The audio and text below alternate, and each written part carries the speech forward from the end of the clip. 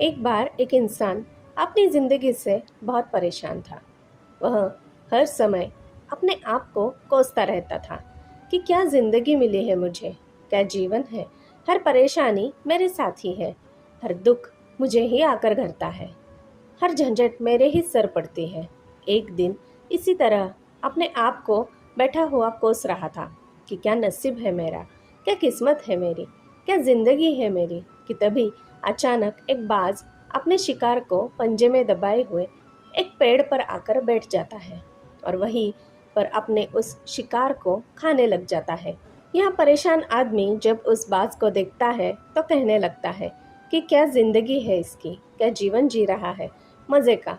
ना इसे खाने की चिंता, ना पीने की, ना पहनने की और ना ही परिवार की। शिकार करता है और मस्त खुली हवाओं में कभी इधर घूमता है, कभी उधर घूमता है। सारे दिन आसमान में उड़ता रहता है। असल जिंदगी तो यही है, जीवन तो यही जी रहा है। और फिर वह आसमान की तरफ देखकर जोर जोर से चिल्लाता है कि काश मैं भी एक बाज होता। जब वह 2 से 3 बार जोर जोर से चिल्लाता है कि काश मैं भी एक बाज होता, तो मुझे भी कोई दुख ना होता, मुझे भी कोई परेशानी ना होती। तो अचानक आसमान में बिजली कड़कने लग जाती है और आसमान से आवाज़ आती है कि हे इंसान, क्या यह हमने सच सुना कि तू हमारी दी हुई जिंदगी से परेशान है और तू एक बाज बनना चाहता है।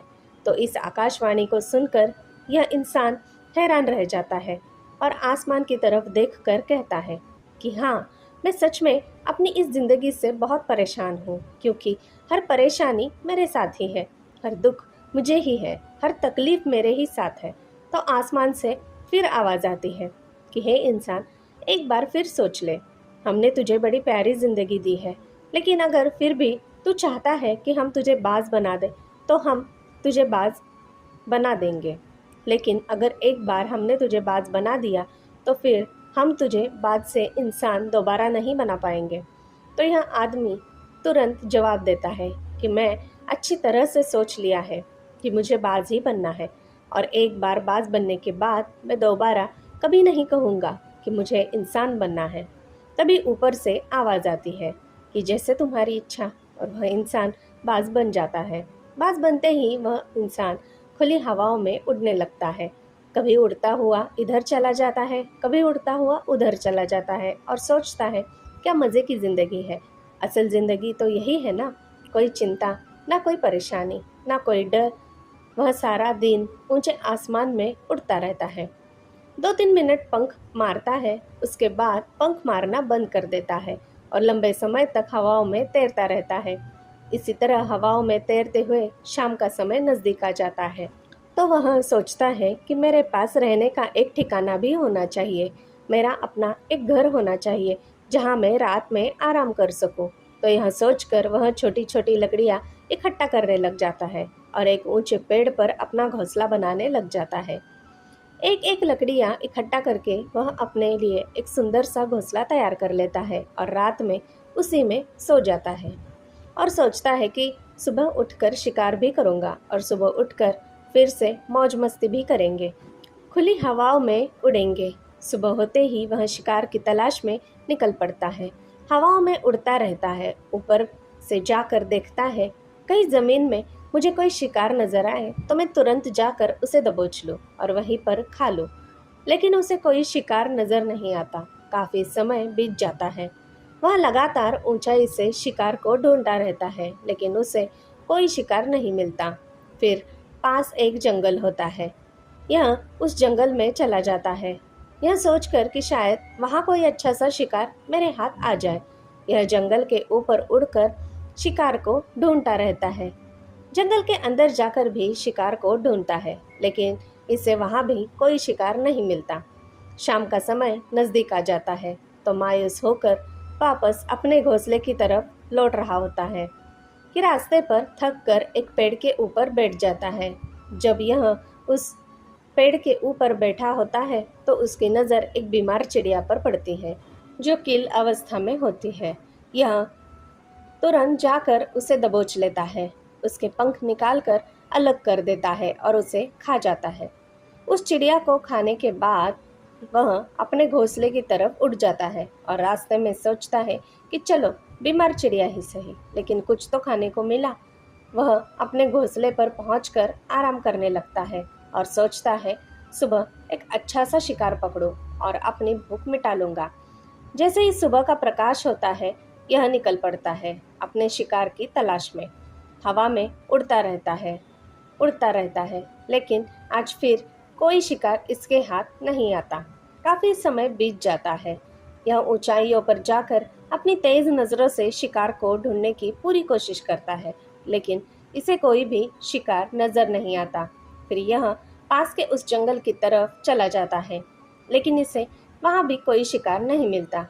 इसी प्रकार पूरे दिन उड़ते उड़ते शाम का समय नजदीक आ जाता है, तो यह निराश होकर वापस लौटने लगता है और रास्ते में एक पेड़ पर आकर बैठ जाता है।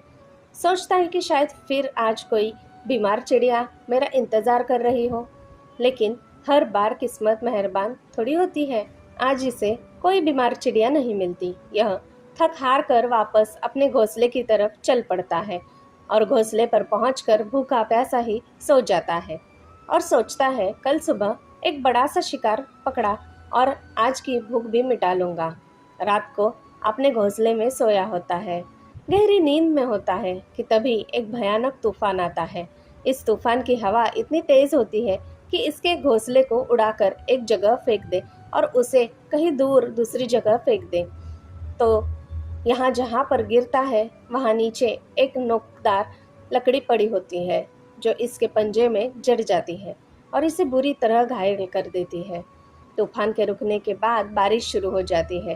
तेज बारिश होती रहती है, पर यह किसी तरह से पेड़ों के नीचे छुप कर बैठा रहता है। बड़ी मुश्किल से इसकी रात कटती है। जब सुबह होती है तो बारिश रुक जाती है। बारिश के रुकते ही चारों तरफ खुशियाँ छा जाती हैं।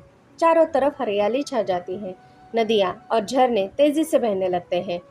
सब कुछ फिर पहले के जैसा हो जाता है, लेकिन यह बाज अब पहले के जैसा नहीं रहता। इसका पाँव बुरी तरह घायल हो चुका है। इसके पंजे में जो लकड़ी लगी थी, उसकी वजह से इसका पंजा बुरी तरह छत बिछत हो गया है। और मैं आपको बता दूं कि बाज का जो पंजा होता है वह उसके शिकार को पकड़ने के लिए सबसे ज़रूरी होता है, क्योंकि बाज अपने पंजे से ही अपने शिकार को पकड़ता है, दबोच लेता है और फिर अपनी चोंच के माध्यम से नोच नोच कर खाता है। लेकिन अब इस बाज का पंजा बुरी तरह से घायल हो चुका था और वह पिछले 2 दिनों से भूखा भी था। यह शिकार की खोज में थोड़ा सा उड़ता है कि शायद फिर कहीं कोई बीमार चिड़िया इसे मिल जाए, लेकिन कहाँ बार बार कोई बीमार चिड़िया मिलने वाली थी।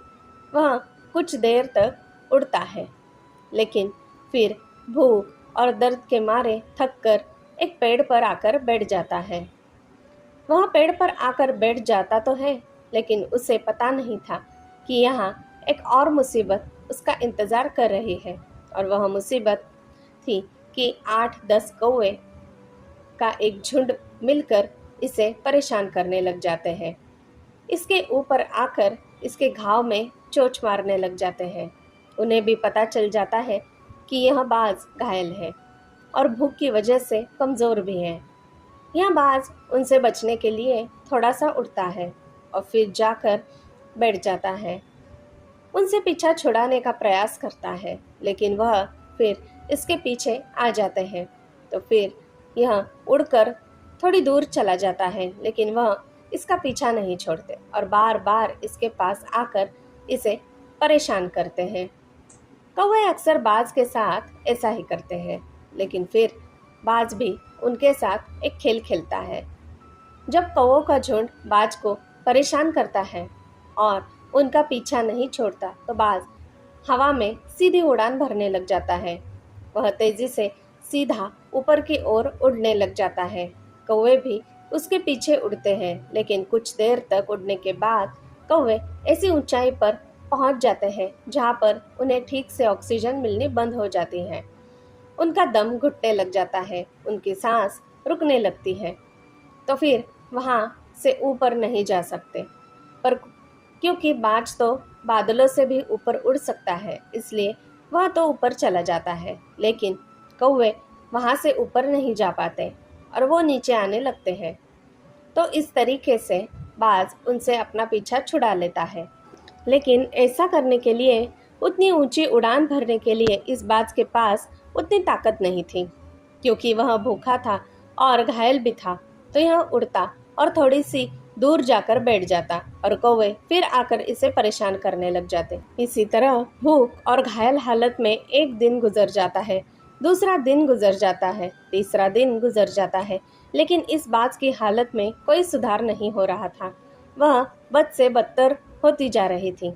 चौथे दिन जब यह बिल्कुल खत्म होने पर आ जाता है, इसके अंदर बिल्कुल ताकत नहीं बचती और इसका शरीर इसका साथ छोड़ने लगता है, तो यह किसी तरीके से उड़कर पास की इंसानों की एक हॉस्पिटल होती है, उसकी छत पर आकर बैठ जाता है और वहां से आने जाने वाले मरीजों को देखता है और अपने आप से कहता है कि काश आज मैं एक इंसान होता तो ऐसे छोटे मोटे जख्मों का हॉस्पिटल से इलाज करवा लेता, या किसी को बता देता कि मैं भूखा हूँ, परेशान हूँ, मेरे साथ यह परेशानी है।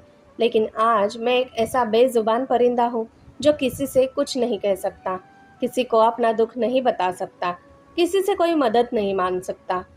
यही बात सोचकर वह उसी छत पे अपना दम तोड़ देता है। वह अपनी जान की कुर्बानी तो दे जाता है, लेकिन साथ ही साथ हमें यह सीख भी देता है कि आपको जैसा बनाया गया है, आप जैसे भी हो उसी में खुश रहो और उसी में बेहतर करने की कोशिश करते रहो, ना कि इस बात से परेशान रहो कि काश मैं ऐसा होता, काश मैं वैसा होता, काश मैं यह बन जाऊं। आपको जैसा भी बनाया गया है, आप उसी में अपना सर्वश्रेष्ठ करने का प्रयास करते रहो।